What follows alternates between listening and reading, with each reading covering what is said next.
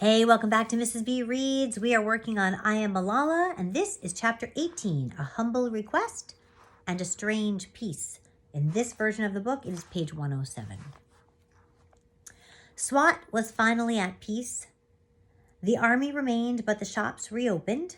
Women walked freely in the markets, and I beat Malka Inor for first place. I felt so hopeful about the future of my valley that I planted a mango seed outside our house.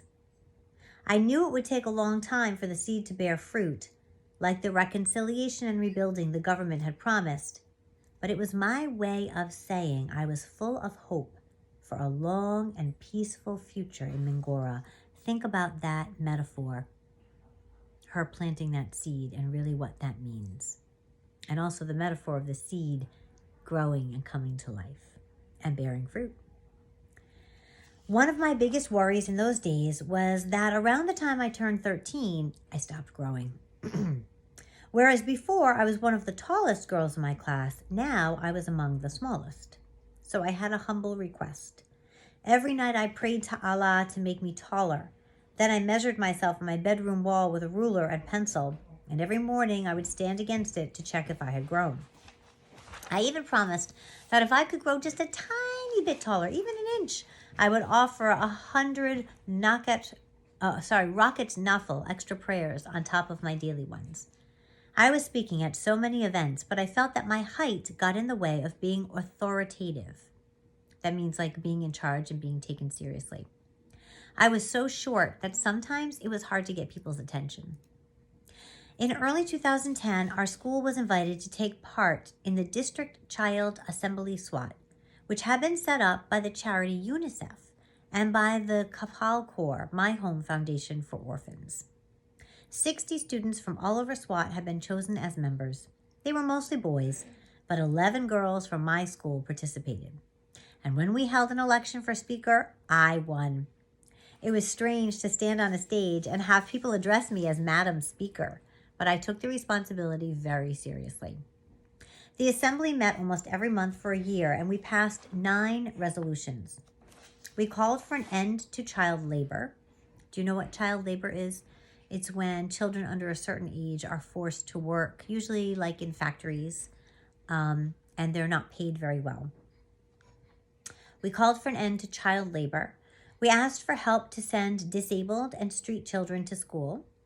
We demanded that all the schools that had been destroyed by the Taliban be rebuilt. Once the resolutions were agreed upon, they were sent to officials, and some were even acted on. We were being heard, we were making a difference, and it felt good. By fall, clouds had gathered. A friend of my father's, a man who had spoken out against the Taliban, was ambushed on his way home. Then another man, a politician who had been critical of the Taliban, was killed by a suicide bomber.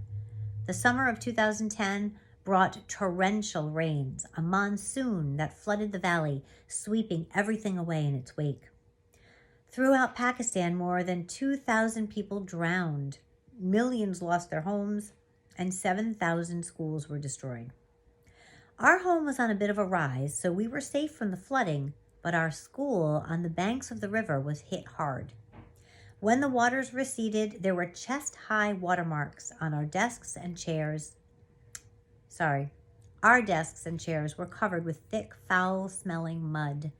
Repairs would be very costly. The damage in Shangla was even worse, and fundamentalist religious leaders suggested once again that God had sent a natural disaster as punishment for enjoying un-Islamic behaviors. Remember, that's what they did when they had the earthquake, and that's how the Taliban originally took control. By early 2011, the Taliban had blown up 2 more schools. They kidnapped 3 foreign aid workers and murdered them. And another friend of my father's, a university president who had been outspoken against the Taliban, was killed by 2 gunmen who burst into his office. In May of that year, Osama bin Laden, the mastermind behind the 9/11 attacks, was killed in his hiding place in Abbottabad, just a stone's throw away from our military academy. Then, an anonymous letter addressed to my father came to our house. "You are the son of a religious cleric," it said, "but you are like a convert. You are not a good Muslim. You have spoken against us, and you will face the consequences. The Mujahideen will find you wherever you go on the surface of the earth." It was starting to seem as if the Taliban had never really left. I tried to tell myself this terrible letter was just the futile and parting shot of a defeated Taliban, but still, I prayed for my father's safety every day. I prayed for my school to remain open and for the bombed-out schools to be rebuilt. I also continued to ask God to make me taller. If I was going to become a politician and work for my country, I told God, I would have to at least be able to see over the podium. Don't forget to like and subscribe. Thanks.